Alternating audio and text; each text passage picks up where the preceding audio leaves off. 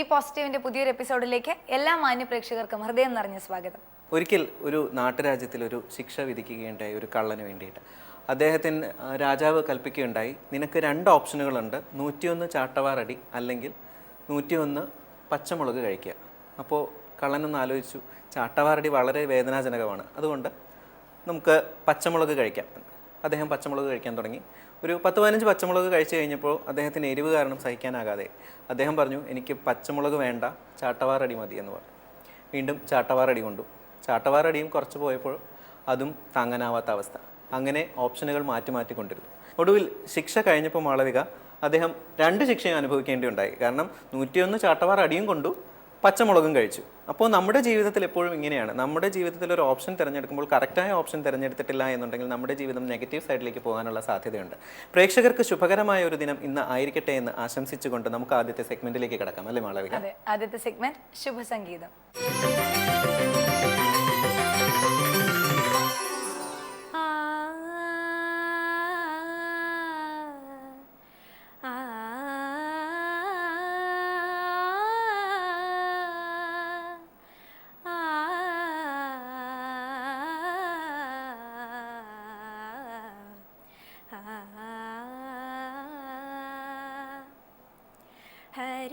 ഹരിതവനത്തിൻ്റെ കുളിർച്ചായയിൽ അമൃതമന്ദാരില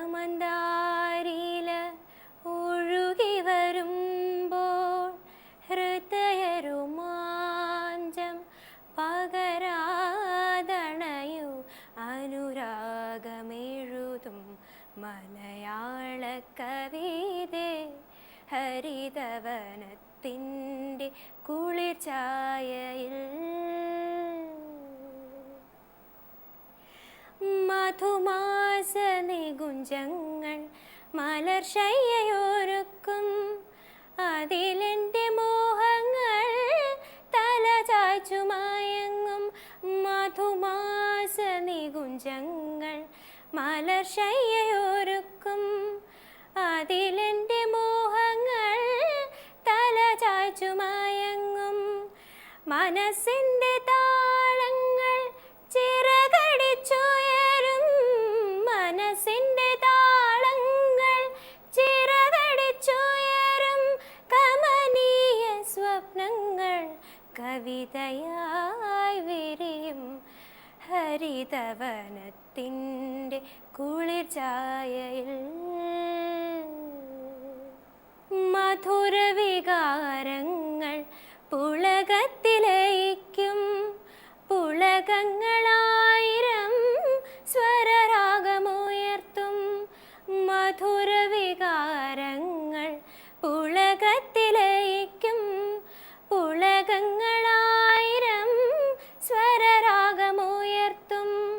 സിരകളിൽ അനുഭൂതി നിറകതിരൊരുക്കും, സിരകളിൽ അനുഭൂതി നിറകതിരൊരുക്കും.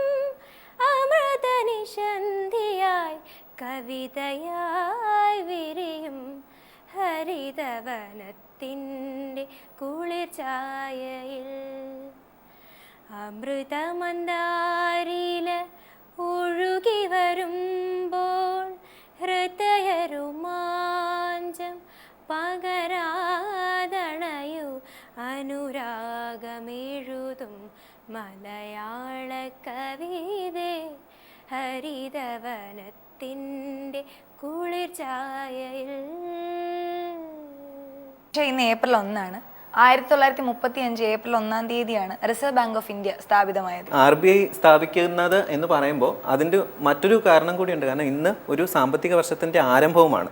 നമുക്ക് ചരിത്രത്തിലെ പ്രധാന സംഭവങ്ങളെ കോർത്തിണക്കിയ അടുത്ത സെഗ്മെന്റ് കാണാം, ചരിത്രത്തിൽ ഇന്ന്.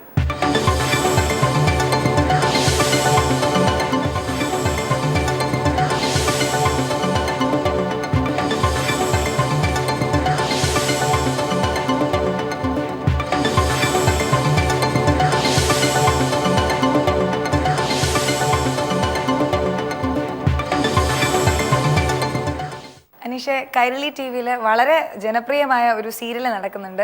ഹാസ്യാത്മകമായ ഒരു സീരിയലാണ്, വളരെ ഇൻഫോർമേറ്റീവ് ആയ ഒരു സീരിയലും കൂടിയാണ് കാര്യം നിസ്സാരം. അനു ജോസഫ്, അനീഷ് രവി ടീമിൻ്റെ വളരെ ഏറെ റേറ്റിംഗ് ഉള്ളൊരു പ്രോഗ്രാമാണ് കാര്യനിസ്സാരം. ഞാൻ ഇന്നിപ്പോൾ കാര്യനിസ്സാരത്തെക്കുറിച്ച് പറയാൻ കാരണം അടുത്തതായി നമ്മുടെ ഒരു സെഗ്മെൻറ്റ് വരുന്നുണ്ട്. കെ മോഹനകൃഷ്ണൻ എന്ന വില്ലേജ് ഓഫീസറെ അവതരിപ്പിക്കുന്ന നമ്മുടെ പ്രിയപ്പെട്ട അനീഷ് രവി ഗസ്റ്റായി എത്തുന്ന ഒരു സെഗ്മെൻറ്റ് അല്ലേ? ശരിയാണ് മാളവിക. ശ്രീ അനീഷ് രവിക്ക് എന്താണ് പറയാനുള്ളത് എന്ന് നമുക്ക് കേൾക്കാം. എനിക്ക് പറയാനുള്ളത് എന്ന സെഗ്മെൻറ്റിലൂടെ.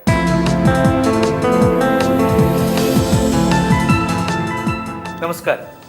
ചലച്ചിത്രങ്ങളിലൂടെയും സീരിയലുകളിലൂടെയും നാടകങ്ങളിലൂടെയും പ്രേക്ഷകരുടെ മനസ്സ് കവർന്ന യുവ കലാകാരൻ, ഒരു മികച്ച അവതാരകൻ, മികച്ച മിമിക്രി ആർട്ടിസ്റ്റ്, മികച്ച നർത്തകൻ എന്നീ വിവിധ നിലകളിൽ തൻ്റേതായിട്ടുള്ള വ്യക്തിമുദ്ര പതിപ്പിച്ച ബഹുമുഖ പ്രതിഭ. അത് മറ്റാരുമല്ല, നമുക്കേവർക്കും പ്രിയങ്കരനായ അഭിനേതാവ് ശ്രീ അനീഷ് രവിയാണ് നമുക്കിന്ന് അതിഥിയായിട്ട് ലഭിച്ചിരിക്കുന്നത്. നമുക്ക് സ്വാഗതം ചെയ്യാം അദ്ദേഹത്തെ.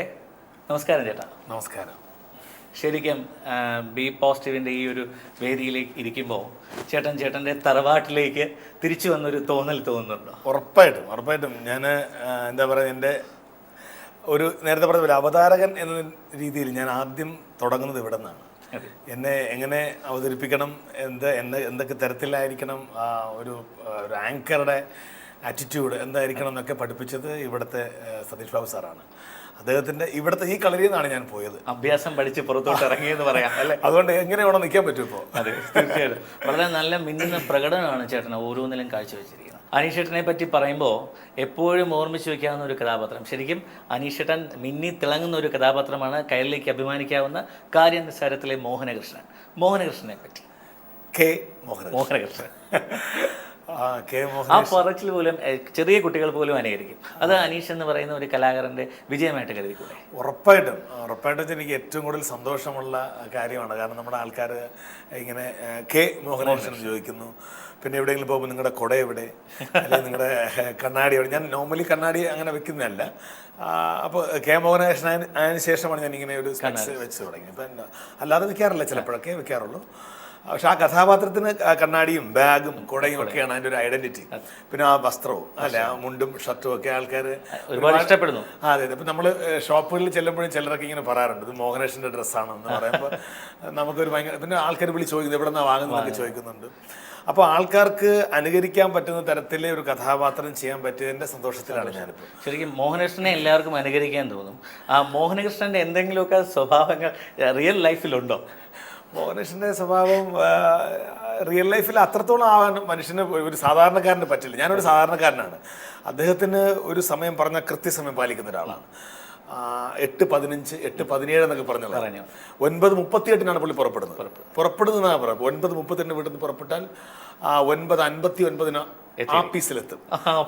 മലയാളത്തെ ഒരുപാട് സ്നേഹിക്കുന്ന, മലയാള ഭാഷയെ നന്നായി കൈകാര്യം ചെയ്യുന്ന ഒരാളാണ് അദ്ദേഹം. അപ്പം നാടിനോടും നാട്ടുകാരോടും സ്നേഹമുള്ള നല്ലൊരു പച്ചയായ മനുഷ്യനാണ് മോഹനകൃഷ്ണൻ. വേഷവിധാനം പോലും അതുപോലെ തന്നെയാണ്. അപ്പം ഞാൻ കണ്ട എൻ്റെ കോസ്റ്റ്യൂംസ് ഒക്കെ വേറെയാണ്. പക്ഷേ എങ്കിലും എനിക്ക് മോഹനകൃഷ്ണമായി മാറുമ്പോൾ അങ്ങനെ അല്ലേ? അത് അതെ. പിന്നെ പുള്ളി ഇങ്ങനെ നെഞ്ചു വിരിച്ചാൽ നിൽക്കുകയുള്ളൂ. അപ്പം ഞാൻ കുറച്ച് ഇങ്ങനെ നോർമൽ പേഴ്സണാണ്. പുള്ളി ഇങ്ങനെ എപ്പോഴും നെഞ്ചു വിരിച്ച് ഉറക്കെ സംസാരിക്കുകയും വ്യക്തമായി സംസാരിക്കുകയും ചെയ്യുന്ന ആളാണ്. അപ്പോൾ പിന്നെ ഇപ്പം ഏറ്റവും എപ്പോഴെങ്കിലും അറിയാതെ ജീവിതത്തിലേക്ക് മോഹനകൃഷ്ണൻ കടന്നു വരാറുണ്ടോ? അല്ല, മോഹനകൃഷ്ണൻ സത്യത്തിൽ നമുക്ക് ഈ മോഹനകൃഷ്ണൻ ഇടയ്ക്ക് കടന്നു വന്നാലും കുഴപ്പമില്ല. കാരണം മോഹനകൃഷ്ണൻ ഒരു മോശക്കാരനല്ല, നല്ലവനായതുകൊണ്ട് കടന്നു വരാനാണ് നമ്മൾ ആഗ്രഹിക്കുന്നത്. പിന്നെ മിക്കവാറും ഈ ഫാമിലിയൊക്കെ പരിചയപ്പെടുമ്പോൾ എല്ലാവരും പറയുന്നുണ്ട്, എൻ്റെ ഭർത്താവ് ഞങ്ങളുടെ കഥയാണ് നിങ്ങൾ പലപ്പോഴും പറയാറുള്ളത്. എൻ്റെ വീട്ടിൽ ഏട്ടൻ ഇങ്ങനെയാണ്, ഭയങ്കര വാശിക്കാരനാണ്, കടുംപിടുത്തം പിടിക്കും, സ്ത്രീകൾക്കൊരു ജോലിയില്ല വീട്ടിൽ എന്നൊക്കെ പറയുന്ന ആളാണെന്ന് പറയും. അപ്പോൾ അതൊക്കെ നമുക്ക് ഭയങ്കര സന്തോഷമുള്ള കാര്യമാണ്. കാരണം വെച്ചാൽ റിയൽ ലൈഫുമായിട്ട് വളരെയധികം ബന്ധമുള്ളതും. പിന്നെ ഏറ്റവും അഭിമാനിക്കാൻ പറ്റുന്ന കാര്യം, ഞാൻ വേറെ ഒന്നിനെയും ഇതായിട്ട് പറയുന്നില്ല, നമുക്ക് അഭിമാനിക്കാൻ പറ്റുന്ന ഒരു കഥാപാത്രമാണ് അത്. കാരണം അതിനകത്ത് കുട്ടികൾ മുതൽ മുതിർന്നവർക്ക് വരെ ഒരുമിച്ചിരുന്ന് കാണാൻ പറ്റുന്ന ഒരു സീരിയലാണ് കാര്യം. തീർച്ചയായിട്ടും. അത് പറഞ്ഞപ്പോഴാണ് ഞാൻ ചേട്ടനോട് ചോദിക്കാൻ വേണ്ടി കരുതി വെച്ചിരുന്ന ഒരു ചോദ്യമാണ്. ഞങ്ങളുടെ എൻ്റെ നെയ്ബർ ചേട്ടൻ്റെ ഒരു കടുത്ത ഫാനാണ്, ആ ഫാമിലി മുഴുവൻ. അവർ പറഞ്ഞ ഒരേ ഒരു കാര്യമുണ്ട്, അവരുടെ അച്ഛൻ ഭയങ്കര സ്ട്രിക്റ്റ് ആണ്, വേറെ സീരിയലുകളൊന്നും കാണാൻ സമ്മതിക്കില്ല. പക്ഷേ മോഹനകൃഷ്ണനെ കാണാൻ അവർക്ക് പെർമിഷൻ ഉണ്ട്. അതെങ്ങനെ കാണുന്നു? അല്ല, ഇത് തന്നെയാണ് കാരണം. അതൊരു സ്വദേശീയപരമായ കാര്യമാണ്. പിന്നെ അതിനകത്തൊരു കുഞ്ഞ് സന്ദേശം ഉണ്ടാവും. ഉണ്ടാവും. വളരെ ബി പോസിറ്റീവ്, നമ്മൾ വളരെ എന്ത് തുടക്കത്തിൽ തന്നെ ഇപ്പൊ സത്യഭാമയും മോഹനകൃഷ്ണനും തമ്മിലൊരു ഒരു ഒരു തർക്കം ഉണ്ടാവും. രാവിലെ തുടങ്ങുമ്പോൾ ഒരു തർക്കമുണ്ട്. ആ തർക്കത്തിൽ രണ്ടുപേർക്ക് 2 വെർഷൻ ഉണ്ടാവും. പക്ഷെ സന്ധ്യ ആകുമ്പോഴേക്കും അവർ ഒരുമിച്ച് അതിനെ ഒരു രണ്ടു തരത്തിലും ഒരു സൊല്യൂഷൻ കണ്ടെത്തി ബി പോസിറ്റീവായി തന്നെ കണ്ണ് നനയിപ്പിക്കുകയും ചെയ്യും അല്ലേ, റിയൽ ലൈഫിലുള്ളതുപോലെ ചെറിയ ചെറിയ വേദനകൾ, ഒരു തട്ടലും മുട്ടലും. അതെ. അപ്പൊ അങ്ങനെ പോകുന്നതുകൊണ്ട് തന്നെ നമുക്ക് നമ്മുടെ മലയാളിയുടെ ദിനചര്യകളിൽ ഒന്നായി മാറി. ശരിക്കും ആ നിറവിൽ നിൽക്കുമ്പോൾ തന്നെ ഞാൻ വേറൊരു ചോദ്യം ചോദിക്കാൻ ചേട്ടനോട്. കാരണം ചേട്ടൻ മോഹനകൃഷ്ണനാവുന്നതിന് മുമ്പ് ഒരുപാട് നെഗറ്റീവ് കഥാപാത്രങ്ങൾ ചെയ്തിട്ടുണ്ട് അല്ലേ, ഒരു നെഗറ്റീവ് ഇമേജ് ഉണ്ടാക്കി, അതിൽ നിന്നൊരു ക്ലീൻ ഇമേജിലേക്ക് ഒരു ചുവടുവയ്പ്.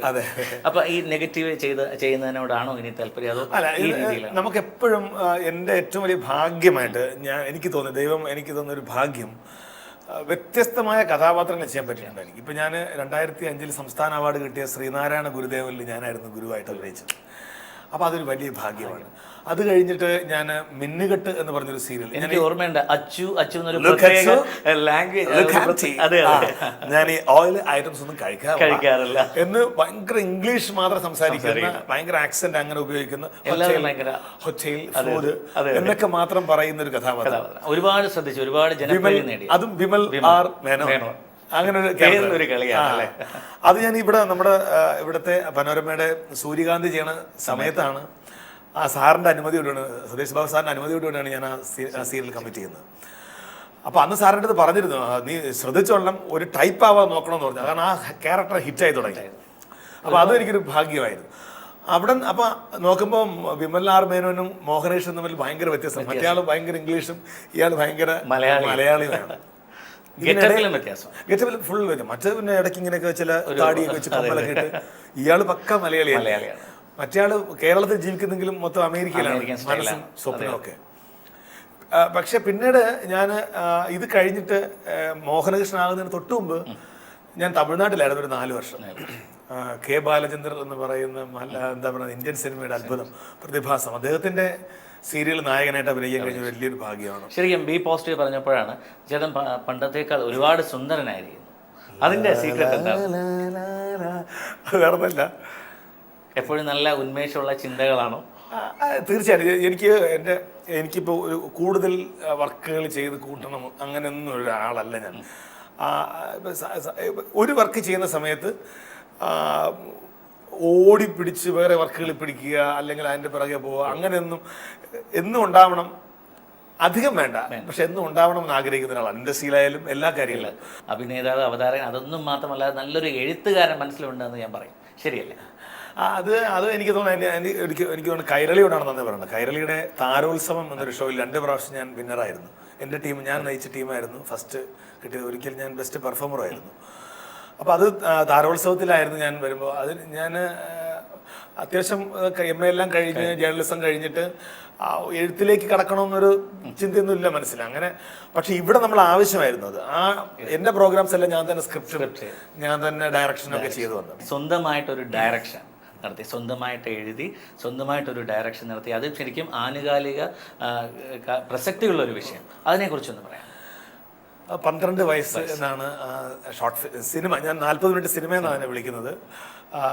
കാരണം അത് സ്ത്രീ സുരക്ഷയെ സംബന്ധിക്കുന്ന ഒരു വിഷയമാണത്, ഒരു സിനിമയാണത്. അപ്പം നമ്മുടെ പ്രിയപ്പെട്ട കൂട്ടുകാരി അനു ജോസഫ് തന്നെയാണ് അതിൽ അത് കുറച്ച് കംഫർട്ടബിൾ. നമുക്ക് മീൻസ് എപ്പോഴും ഒന്നാമത്തെ കാര്യം, അതിനകത്ത് നമ്മളെ ഒരു മനസ്സിലൊരു ഐഡിയ വരുമ്പോൾ പെട്ടെന്ന് നമുക്ക് ആര് ചെയ്തെന്നാവും എന്നുള്ള തോന്നലുണ്ടാവും. പിന്നെ ഈ പറഞ്ഞ പോലെ ഷോർട്ട് ഫിലിം ഒരിക്കലും ഒരു മോണിറ്ററി ബെനിഫിറ്റ് ഉള്ള കാര്യമല്ല.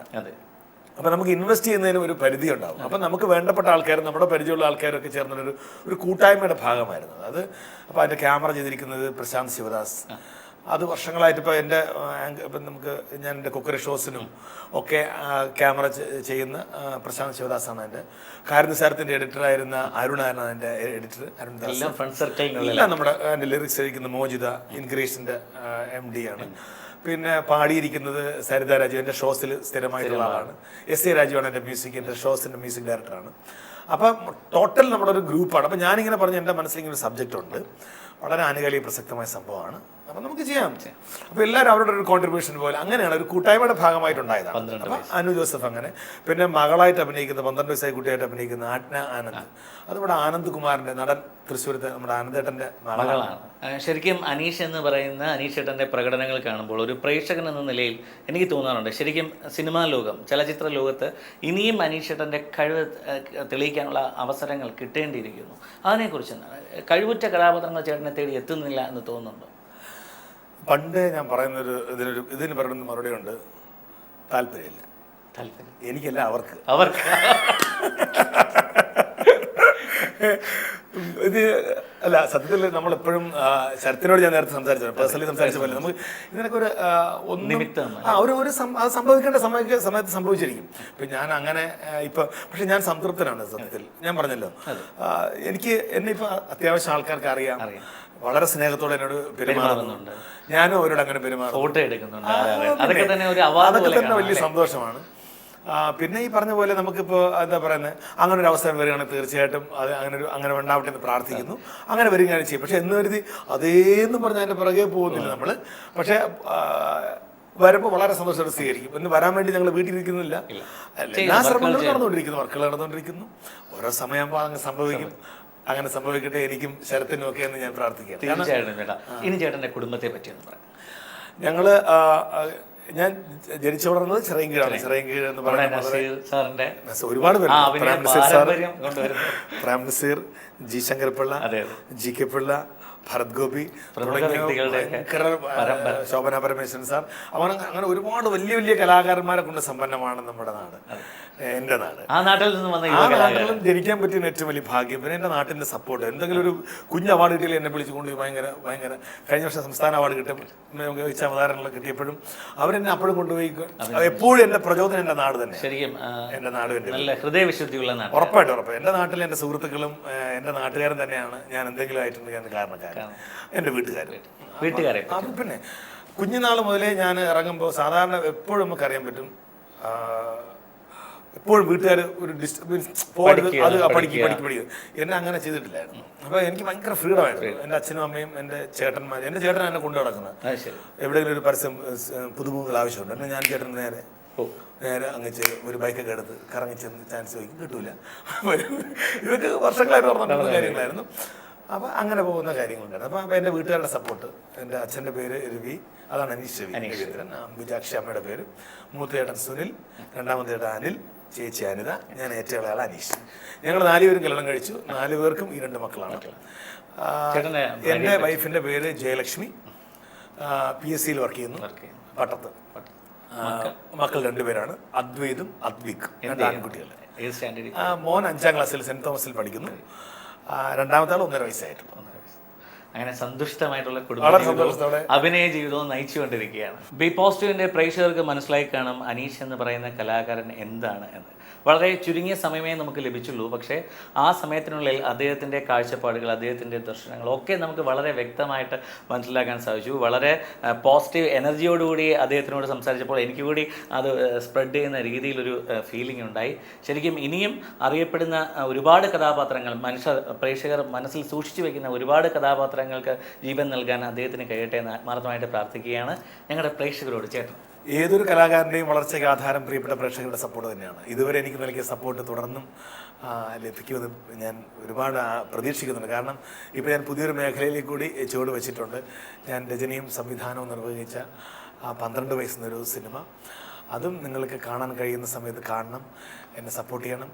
പുതിയ ശരത്ത് പറഞ്ഞ പോലെ പുതിയ അവസരങ്ങൾ എനിക്ക് വരട്ടെ. എല്ലാവർക്കും നന്മകൾ നേരുന്നു. ഇറങ്ങുന്ന എൻ്റെ പ്രോജക്റ്റുകൾ ഏതായാലും, അത് എന്താ ഞാൻ അവതരിപ്പിക്കുന്ന പ്രോഗ്രാമായാലും അഭിനയിക്കുന്ന കഥാപാത്രങ്ങളായാലും, അത് സിനിമയായാലും സീരിയലായാലും നിങ്ങൾ കാണണം, നിങ്ങൾ വിലയിരുത്തണം, നിങ്ങൾ അനുഗ്രഹിക്കണം, പ്രോത്സാഹിപ്പിക്കണം. എന്നും നിങ്ങളോടൊപ്പം ഞാനുണ്ടാകും. Thank you. പോസിറ്റീവിൻ്റെ ഇന്നത്തെ എപ്പിസോഡ് വൈൻഡപ്പ് ചെയ്യാൻ സമയമായിരിക്കുകയാണ്. പ്രേക്ഷകരുടെ വിലയേറിയ അഭിപ്രായങ്ങളും നിർദ്ദേശങ്ങളും ഞങ്ങൾക്ക് എന്നും ഊർജ്ജമാണ്. നിങ്ങളുടെ അഭിപ്രായങ്ങളും നിർദ്ദേശങ്ങളും എഴുതിയിരിക്കേണ്ട വിലാസം B positive, panorama media, Chettikulangara, Thiruvananthapuram 1. Phone 0471 24 66 16 0. Email panorama.tvmedia@gmail.com. April 1 പൊതുവെ മറ്റുള്ളവരെ ഫൂളാക്കുന്ന ദിവസം എന്നൊക്കെ പറയാറുണ്ടല്ലോ. ഏപ്രിൽ ഫൂൾ രാവിലെ വിളിച്ച് പരീക്ഷയുടെ റിസൾട്ട് ഇന്ന് വരുന്നു, അല്ലെങ്കിൽ അവിടെ ഇന്ന സംഭവം നടന്നു എന്നൊക്കെ പറഞ്ഞ് പറ്റിക്കാറുണ്ട് സാധാരണ. എന്തായാലും പറ്റിക്കലുകൾക്കൊന്നും വിധേയരാകാതെ ഇന്നത്തെ ദിവസം വളരെ എൻജോയ് ചെയ്ത് കഴിയട്ടെ എന്ന് ആശംസിക്കുന്നു. ഏവർക്കും ഒരു ശുഭദിനം ആശംസിച്ചുകൊണ്ട് ഞങ്ങൾ ഇന്നത്തേക്ക് വിടവാങ്ങുകയാണ്. തിങ്കളാഴ്ച വീണ്ടും കാണാം. നന്ദി, നമസ്കാരം.